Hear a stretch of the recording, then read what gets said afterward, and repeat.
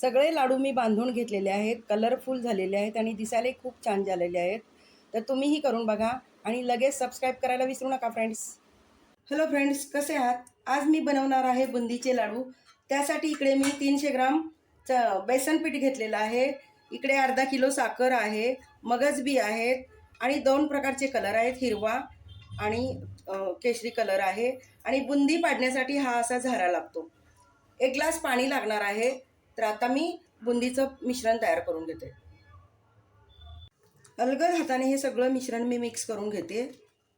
घट्ट आहे, अजून थोडंसं पाणी लागणार आहे.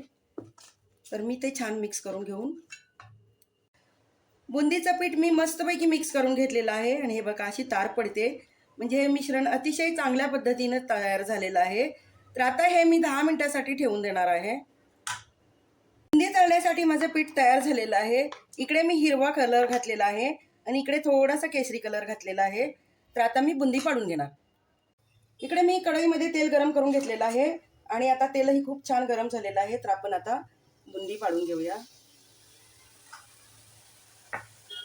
झारा थोडासा असा हलवायचा, बुंदी खाली पडते, गोल पडते.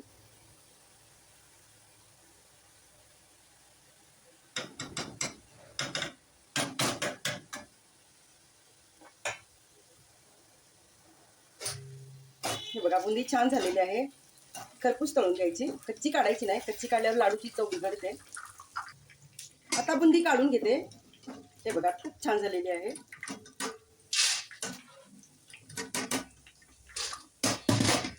इकडे सगळी बुंदी मी तयार करून घेतलेली आहे.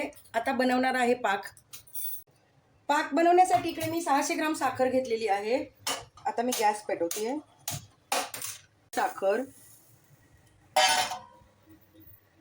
आता मी एक तरी पाक करून घेणार आहे.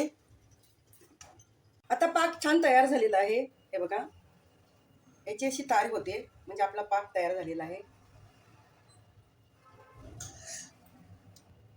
आता घालते वेलची आणि पाक मी बुंदीमध्ये लगेच ओतून घेणार आहे.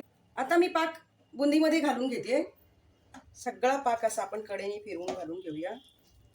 छान पाक तयार झालेला आहे. लगेच हलवून घेऊया आणि एक 10 मिनिटासाठी मी झाकण ठेवणार आहे वरती, कारण बुंदीमध्ये पाक मुरला पाहिजे आणि मग आपण लाडू वळूया.